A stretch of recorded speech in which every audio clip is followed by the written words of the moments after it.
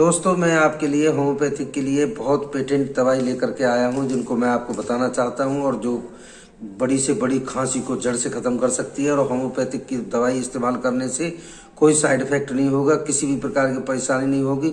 और कितनी भी प्रचंड खांसी हो, उसके लिए मैं आपके लिए बहुत ही बढ़िया पेटेंट मेडिसिन लेकर के लाया हूँ। खांसी के लिए बहुत पेटेंट मेडिसिन होम्योपैथिक की हमारे पास अपने अनुभव और तजुर्बे की दवाई हैं, जिनको अब सर्दियाँ भी बढ़ने लगी हैं, काफ़ी सर्दियों का जोर होने लगा है और सबको खांसी बहुत ज़्यादा परेशान करने लगी है। एकोनाइट 30 पावर लें, ginseng 30 power, natrum sulph 30 power, दोनों की तीनों दवाइयों की 30-30 पावर की मेडिसिन लें तो अच्छा लाभ मिलेगा।